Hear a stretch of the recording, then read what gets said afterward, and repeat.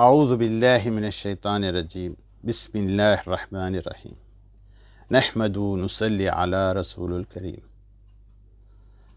الحمد للہ رب العالمین والصلاة والسلام علی اشرف الانبیاء والمرسلین۔ بھائی بزرگ، دوستو، احباب، ایک انسان کی تمنا ہوتی ہے کہ انسان اللہ کو راضی کر جائے اس دنیا سے۔ میں نہیں سمجھتا ہوں کہ کوئی ایسا انسان ہے، چاہے وہ کسی بھی مسلک کا ہو۔ بہرحال زمین پہ جو بھی انسان ہو، ہم دیکھتے ہیں دنیا میں وہ ترقی کرنے کے لیے بہت کوشش کرتا ہے۔ اعلیٰ اچھا مقام ہو، اچھا گھر ہو، اچھی گاڑی ہو، اچھی زندگی ہو، ہر چیز اچھا ہی چاہتا ہے۔ اچھے بیوی ہو، اچھے بچے ہو، زندگی میں سکون ہو، راحت ہو، کوئی بیماری نہ ہو، کوئی تکلیف نہ ہو، کوئی ٹینشن نہ ہو۔ ہر انسان چاہتا ہے، مگر ہر انسان کو اللہ سبحانہ تعالیٰ دیتے بھی ہیں، اور خاص طور پہ جو مسلمان ہے، متقی ہے، پرہیزگار ہے، وہ گناہ بہت نہ کے برابر ہوتے یا تو ہوتے ہی نہیں، اور ہوئے تو بھی نہ کے برابر، اور چھوٹے بھی گناہ کو وہ ایسا سمجھتا ہے ایک پہاڑ ہے کیا، پہاڑ ہے کیا اس کے سر پر۔ لوگ سمجھتے ہیں کہ گناہ کرنا غیبت ہے، گناہ کرنا چغلی ہے، گناہ کرنا اماں باپ کی نافرمانی ہے، والدین کی نافرمانی ہے، گناہ کرنا بد کلامی ہے، شراب پینا گناہ ہے، جھوٹ بولنا گناہ ہے، چغلی کرنا گناہ ہے، لوگوں میں فتنے لگانا گناہ ہے، اور کسی محرم عورت سے بات کرنا یا ہاتھ ملانا یا اس کے ساتھ دل بھلائی ٹائم پاس کرنا گناہ ہے، چوری کرنا گناہ ہے، شراب پینا گناہ ہے۔ بہت سارے ایسے گناہ ہیں جو گناہ ہیں، مگر کوئی یہ نہیں سمجھتے کہ ایک وقت کی نماز جان بوجھ کر چھوڑنا یہ بھی تو گناہ ہے۔ اللہ کے رسول صلی اللہ علیہ وسلم کبھی بھی اپنے کسی بھی صحابہ پہ غصے میں نہیں آتے تھے۔ ان کے پاس ایک خادم تھا، ایک غلام تھا، وہ 10 سال نوکری کرا۔ ان کے والدین کو پتہ چلا کہ وہ غلام حضور صلی اللہ علیہ وسلم کے پاس ہے، تو آ کر کہنے لگا کہ یہ ہمارا بیٹا ہے، ہمیں دے دے۔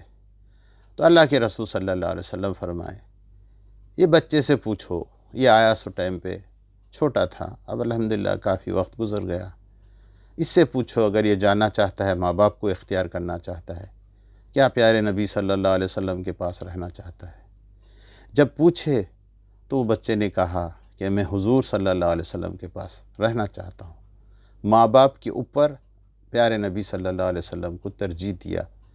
ماں باپ کے پاس جانا، خاندان میں جانا، بہن بھائی میں جانا اس کو پسند نہیں تھا۔ حضور صلی اللہ علیہ وسلم کی خدمت میں غلامی کرنا اس کو پسند تھا۔ آخر وہ کیا دین تھا، کیا اسلام تھا، ایسے کیا تربیت دیے تھے حضور صلی اللہ علیہ وسلم، ایسی کیا دلوں پہ اثر ہوتی تھی حضور صلی اللہ علیہ وسلم کی بات، جو غلام بن کر رہنا پسند کیا، خادم بن کر رہنا پسند کیا، اور ماں باپ کے پاس باعزت زندگی گزارنا پسند نہیں کیا۔ اس کی وجہ یہ تھی کہ حضور صلی اللہ علیہ وسلم کے پاس 10 سال بھی اس نے خدمت کیا۔ 10 سال کی عمر سے کہتے ہیں کہ ایک بار بھی اللہ کے رسول صلی اللہ علیہ وسلم مجھے نہیں ڈانٹے، یعنی جب جس ٹائم پہ وہ خادم بن کر اللہ کے رسول صلی اللہ علیہ وسلم کے پاس پہنچا، وہ اس ٹائم اس کی کیا عمر تھی اللہ عالم، مگر کہا جاتا ہے کہ 10 سال اس نے خدمت کیا حضور صلی اللہ علیہ وسلم کی، اور کہتے ہیں کہ حضور صلی اللہ علیہ وسلم کبھی ناراض نہیں ہوئے، کبھی غصے میں نہیں آئے، کبھی اس پہ جھگڑا نہیں کرے۔ کوئی سامان کو بھیجتے تھے، وہ دیر کر کے آتا تھا، بچہ تھا، بچوں کے ساتھ کھیلنے ٹھہر جاتا تھا، دیر کر دیتا تھا، کبھی کوئی چیز اس سے ٹوٹ جاتی تھی، کبھی اس سے کچھ نقصان ہو جاتا تھا، تو وہ کبھی ناراض نہیں ہوتے تھے۔ تو یہ ہمارے پیارے نبی صلی اللہ علیہ وسلم کی تربیت ہے۔ ہم چاہتے ہیں کہ ہمارے سے کسی کا دل نہ ٹوٹے، ہم چاہتے ہیں ہم کسی کو تکلیف نہ دے، مگر پھر کیوں ہم خواہ اپنے آپ کو انا پن بتانے کے لیے کبھی کبھی کسی کا دل دکھا دیتے ہیں۔ اللہ کے رسول صلی اللہ علیہ وسلم کے پاس کوئی صحابہ آ کر پوچھنے لگے، اے اللہ کے رسول، نبی صلی اللہ علیہ وسلم ایک عورت ہے، نمازی ہے، پرہیزگار ہے، بہت اچھی ہے، مگر وہ اپنے پڑوسیوں کو تکلیف دیتی ہے، اپنے رشتہ داروں کو تکلیف دیتی ہے۔ وہ نمازی ہے، پرہیزگار ہے، تہجد گزار ہے، مگر پڑوسیوں کو تکلیف دیتی ہے۔ حضور صلی اللہ علیہ وسلم کیا فرمانے لگے، فَهِيَ فِي النَّارِ۔ حدیث کے معنی مفہوم یہ ہے کہ کہہ دو کہ یہ نار میں ہے، نار میں، آگ میں ہے، جہنم میں ہے۔ اب اللہ کب معاف کرے گا، وہ اللہ کی مرضی ہے، مگر حضور صلی اللہ علیہ وسلم کے باقول وہ جہنمی بن گئی۔ اللہ کے رسول صلی اللہ علیہ وسلم فرماتے، رستے میں ایک درخت تھا، جھاڑ تھا کانٹیوں کا، کسی نے وہ ہٹا دیا، کاٹ کر ہٹا دیا تاکہ نمازی لوگوں کو جانے آنے تکلیف نہ ہو، یا کسی بھی راستے چلنے والوں کو تکلیف نہ ہو۔ تو پیارے نبی صلی اللہ علیہ وسلم فرماتے، اس درخت کو ہٹانے کی بدولت اللہ تعالیٰ اس کو جنت میں داخل کر دی۔ پیارے نبی صلی اللہ علیہ وسلم فرماتے، ایک حدیث کا معنی یہ ہے کہ ایک عورت ہے، بلی کو کمرے میں بند کر دی، نہ اس کو کھانے دی، نہ کھانے کے لیے اس کو باہر جانے دی، دروازہ قفل کر لاک کر دی، اور وہ بلی بھوک سے تڑپ کے مر گئی۔ کہتے ہیں کہ وہ عورت جہنم میں گئی۔ اور حدیث میں آیا ہے کہ ایک عورت نے، بہت بڑی گنہگار تھی، باغیہ من باغیہ بنی اسرائیل، ایک بنی اسرائیل کی باغیہ تھی، بدکار عورت تھی، کانت المرأة فی الباغیہ من باغیہ بنی اسرائیل طعمت الکلب، کتے کو پانی پلائی، کتے کو دیکھی کہ یلحس الثرد، یعنی ایک کتا بھوک سے تڑپتے ہوئے روٹی اور سالن میں، عرب لوگ جو بناتے اس کو ثرید بولتے ہیں، وہ ثرید کا چاٹ رہا تھا، پیاس بجھانے کے لیے وہ سالن چاٹ رہا تھا۔ تو اس عورت نے دیکھی کہ یہ کتا بہت پیاسا ہو گیا، لہٰذا میں اس کو کچھ پانی پلا دوں۔ کہا جاتا ہے کہ اس نے اپنے جوتے کے کھڑاوے سے پانی نکالی، سین کے بوڑی سے، کنویں سے، اور اس نے پلائی، تو فرمانے لگے کہ اس کے گناہ معاف ہو گئے۔ فدخل اللہ جنہ، اللہ تعالیٰ نے اس کو جنت میں داخل کر دی۔ میرے بھائی، مجھے ایک بار کا واقعہ یاد ہے، میں مکہ مکرمہ میں میری والدہ کو لے کر حج کر رہا تھا۔ حج کے دوران میری والدہ تھک گئی، وہ کہنے لگی بیٹا میں سے چلے نہیں جاتا، عمر اچھی تھی۔ تو میں کہا کیا امی کیا کہہ رہے ہیں؟ کہنے لگی بیٹا مجھ سے چلے نہیں جاتا۔ اب عمرے وغیرہ ہو گئے، حج بھی ہو گئے، مینا عرفات کا سارا عمل بھی ہو گیا اس دوران، مگر ایک آخری طواف تھا، اس کو طواف الوداع کہتے ہیں، یعنی سلامتی کا۔ اب ہم سلام کر کے آخری طواف کر کے گھر اپنے واپس جاتے ہیں، رخصتی۔ تو آخری طواف 7 طواف کرنا پڑتا ہے، اور اس میں حج مکمل ہو جاتا ہے۔ وہ طواف آخری کرنے کے لیے والدہ بولے میرے سے ہمت نہیں ہے چلنے کی۔ اب میں مجبور ہو گیا، میں وہاں پر جا کر کرسی وغیرہ، یعنی جیسا ایک کرسی ہوتی ہے اس کو ٹائراں لگے ہوئے رہتے، وہ بنڈی میں بٹھا کر ڈھکلتے ہوئے طواف کرانے کے لیے۔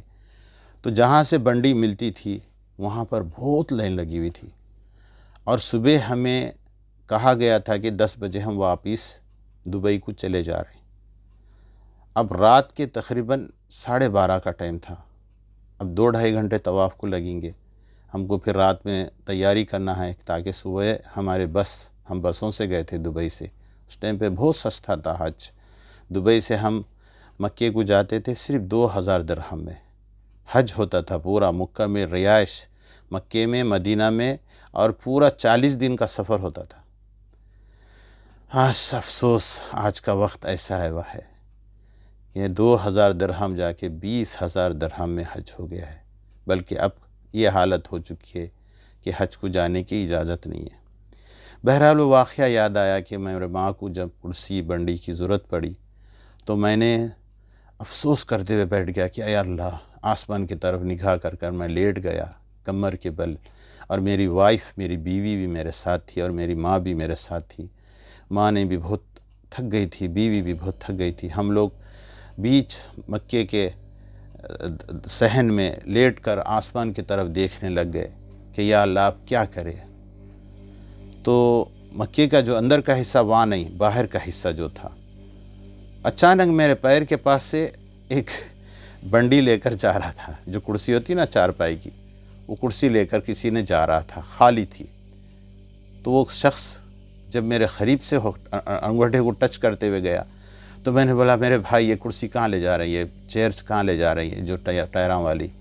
تو انہوں نے بولا یہ میری والدہ کے لیے تھی اور میں نے والدہ کا طواف کرا دیا، اب میں یہ لے جا رہا ہوں میرے جہاں ٹھکانہ ہے وہاں رکھنے کے لیے۔ تو میں نے کہنے لگا میرے بھائی یہ بنڈی مجھے دے دو، مجھے دے دو، میں میری ماں کو طواف کراؤں گا اور طواف کرانے کے بعد میں آپ کو دے دوں گا، آپ کو اللہ اس کا جزائے خیر عطا فرمائے۔ وہ بیچارہ مجھے یہ پتہ نہیں ہے کس ملک تھا، مگر مجھے یہ اتنا معلوم ہے وہ اردو بات کر رہا تھا۔ در حقیقت اللہ کا جزاک اللہ خیر، بہت بہت شکریہ اس آدمی کا، اس انسان کا احسان۔ وہ بنڈی مجھے دیا، میں نے والدہ کو طواف کرایا اور پھر وہ بنڈی میں اس نے مجھے ہوٹل کا پتہ بتایا، یہ سامنے سے اشارہ کر کے کہ یہ ہوٹل ہے، یہ سیڑھیاں ہیں، یہ ڈبے کے پاس یہاں پر سیکورٹی ہوتا ہے، اس کو دے دینا، یہ نام فلانا بول کر یہ چیئر واپس کر دینا۔ میں نے ویسے کیا، طواف کرایا میری والدہ کا، 7 طواف کرسی پہ بٹھا کر، اور وہ چیئر لے جا کے میں نے دے دیا۔ آپ یقین کرو یہ وقت گزر کر تقریباً بہت عرصہ ہو گیا، بہت عرصہ ہو گیا، ہو سکتا میرا خیال ہے 18 سال کے قریب ہو گیا، مگر مجھے آج تک وہ بندہ یاد ہے، اس کی نیکی مجھے یاد ہے۔